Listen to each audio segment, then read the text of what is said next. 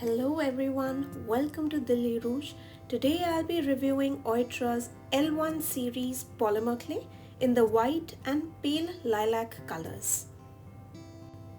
This is not a paid review and is based on the test samples sent to me. As always, I'll be reviewing the clay based on its packaging, consistency, baking requirements, and finally its strength and color. Starting off with the packaging of the clay. If you look at this series, I think the packaging might be the biggest USP of this variant. It comes in a very sturdy plastic box which seems to protect the clay pretty well from heat and foreign particles. And I think from a storage point of view also this box can be quite handy.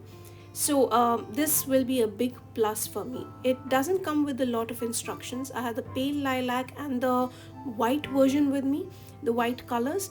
Not a lot of instructions given on the packaging, so you would probably want to know how to use polymer clay before you start using this particular variant, or either have some experience in using polymer clay before you start using this variant. So the package that I have is an older package, as it mentions it needs to be baked at 30 minutes. The newer packaging that comes for the L1 series says that it needs to be baked for 60 minutes, and kindly just keep that in mind when you buy this variant.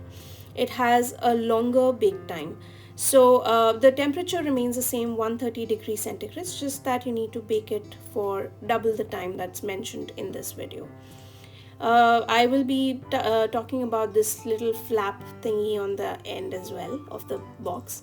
The box seems to be quite good at protecting the clay from basic temperature variations and also from foreign particles and dust. So I wasn't expecting this color to leave a lot of residue either, since it's a very light color. You can see it's very close to white. The pale lilac is not going to leave a lot of residue in your hands anyway. So but at the same time, you'll have to be very careful about other colors transferring onto this color. So it's a light color and you have to be very careful in the pasta machine with this. So far I think it checks all boxes for me in terms of packaging, because it will definitely serve a lot of purpose for me when I get down to storing this clay as well. So as of now, this comes only in a 2 ounce or 57-gram package. I don't think the L1 series is available in any larger boxes or larger quantity. This one was packaged in 21 and apparently expires in 24. However, I personally feel that clay can last way more longer than that. But that has to stand the test of time, and I can only talk about that probably some years down the line. I have used clay that's more than 4 years old, and I'm talking about the Oytra clay only. I have used Oytra clay that's around 4 years old in my projects recently, so I don't think expiry should be something that I can touch about just yet. So I told you I'll be talking about this flap, and I'll tell you what this flap is all about. Basically, it's just for storage purposes, especially at the storefront. You can just hang these boxes on a hook, or if you have a pegboard at home, you can just hang these boxes on your pegboard on a hook like this. I think that's great from a storage point of view and pretty nifty. I give it all stars, 10 stars for packaging for the L1 series. So summing up the packaging of the series, I think it is a very strong and reusable packaging that it gives. It protects the clay very well. However, less instructions are not very beginner friendly. But it does protect the clay well. Now coming down to the consistency of both the variants of this clay, I'll start with the L1 series lilac version. Coming down to the consistency of this clay, it doesn't leave a lot of residue like I mentioned earlier. I'll be checking the consistency of this clay without using a pasta machine, because I want to show you how easy or difficult it is to condition this clay without a pasta machine. You don't need heavy equipment to use polymer clay.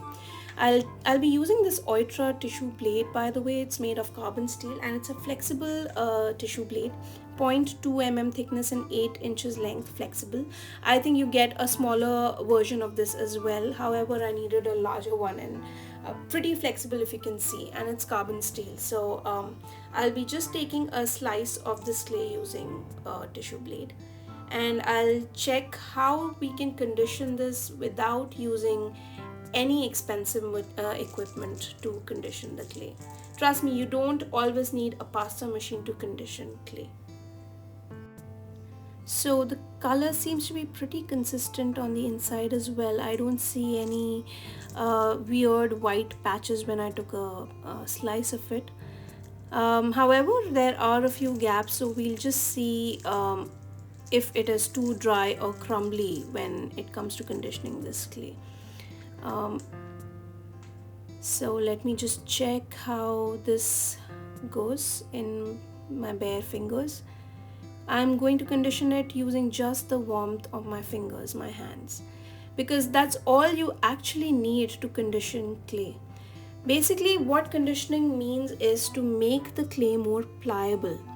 Many a times your clay is just sitting and staying inactive for very long periods of time. So what you're doing by conditioning is just activating the clay and making it workable. Most of the times clay can crack, it can be crumbly. So in order to make it usable, you need to condition it. And you can see how easily I have managed to condition this clay with just using my fingers. And it took me barely like a minute or two to condition it. And it's already looking flexible, smooth, soft, and stretchy as well. I think this is an easy clay to work with when it comes to conditioning.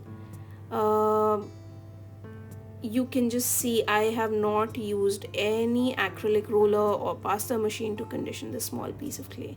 But let's be realistic, you might need at least an acrylic roller to work with it, because I'm using a very small piece of clay, so it seemed easier to condition a smaller piece of clay. Now let's just check the white clay in terms of consistency.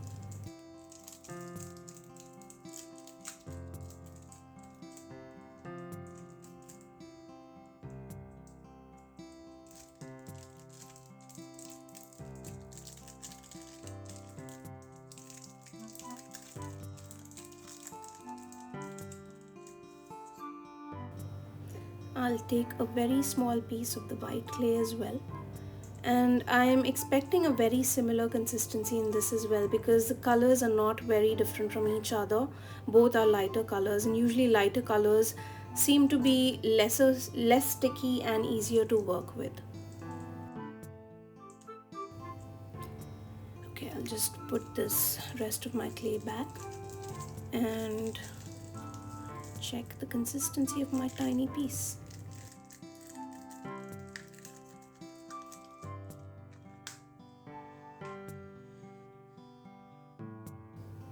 So no weird patches, and it is not sticky at all.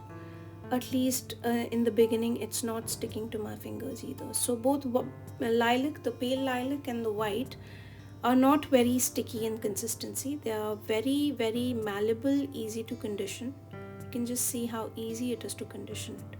It's not cracking at all. It's flexible and it's soft as well. It's soft but it's not sticky, which is a very good thing when working with polymer clay. And I managed to do this with just my bare fingers. So thumbs up to the consistency of this clay as well. It's not sticky, very easy, and I will definitely recommend this clay in terms of ease of use, if I can call it that. At least before baking, it seems to be holding itself very well. So summing up the consistency, it's a very soft clay, and without a need for a pasta machine you can condition it. It's non-sticky, doesn't crumble, and it's very easy to condition without equipment. Now coming down to the baking requirements. I would always suggest you to invest in a good oven thermometer when baking polymer clay pieces, because all ovens tend to spike a little or waver a little on their temperatures. So this helps me get an accurate reading, and I also tent my pieces with foil to protect them from burning that easily. It regulates the temperature inside. So these two things you should always go for when baking. This is an old package, as I mentioned. Please revise the bake time to 60 minutes. So I started with an underbaked two pieces, two samples, and I baked it only for 30 minutes. I wasn't expecting any color change, and clearly there has been no color change in both the pieces. And it seems to be flexible even with just 30 minutes of baking. However, it requires 60 minutes of baking as per the current packaging. Both the colors seem to be standing true even post baking. There has been absolutely no change in color. Also, I can't see any plaquing or bubbling. I did not condition it in a pasta machine, and yet I can't see any bubbles in these pieces, which is a very good sign. And both the colors seem to be looking quite flexible. I love the smooth finish. Now let me just check the strength of the clay. I am expecting these to break because these are underbaked, and yes, there you see. So an underbaked clay will always break like this. If you look at this, yes, see? That snapping sound is a sign that your clay is clearly underbaked. It never snaps like that if it is properly cured. Please note, this is just a stress test. Do not try to break your final pieces this way. So I baked these pieces at 60 minutes as prescribed in the newer packaging for 130 degrees centigrade. And I've created two additional shapes to check for the stress test, because thinner pieces tend to break easily. So I thought I will try these two wires as well. And if you see, there has been absolutely no color change even after 60 minutes of baking. The pale lilac stands true to its original color, and so does the white. The newer packaging will show you 60 minutes now. Please note, this is a very old pack that I have received for testing, and it took me almost 5 months to do this review. So the white also seems to be very true. There has been no yellowing or browning in the white pieces either.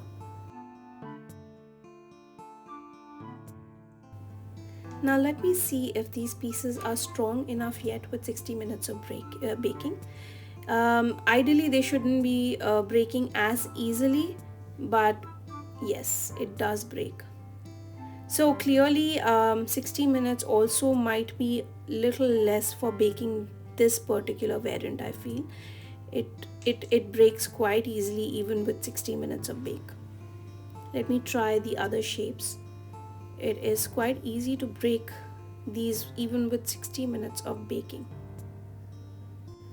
Since they are breaking so easily, I have a feeling that I might have underbaked it further. Let me try baking it for another hour and come back to you.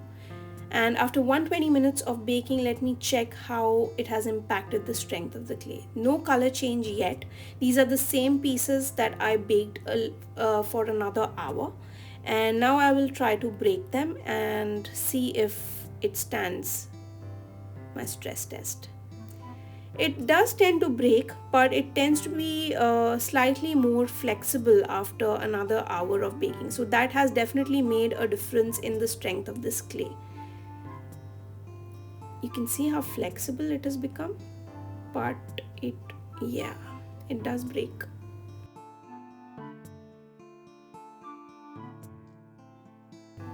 Let me check white. No yellowing in this part. See, I think this clay does tend to break if you put too much effort on it. Yes, increasing the bake time has impacted the strength a little, but it is still brittle in nature. I would probably use this clay for sculptures, and where smaller or thinner elements need not be created, like solid figures can be created out of this clay because it clearly is slightly on the brittle side. And I can probably even mix it with other stronger clay and use it, but not alone. It definitely needs reinforcing if I'm going to use it for my final creations. So to sum up the strength and color of this clay, I feel the color was pretty good, no change in color, but it requires a higher bake time and it breaks if excess pressure is applied on the clay. My recommendation would be to bake this at 135 degrees centigrade instead of 130, and also reinforce with stronger clay or mix with stronger clay when creating. So that's my final verdict on the L1 series of the Oytra polymer clay. I hope you enjoyed this review in detail, and if you have any suggestions or if you've used this clay, please do leave your comments in the comment section, like and share this video. I hope to see you again in my next upcoming video soon. Take care. Bye bye.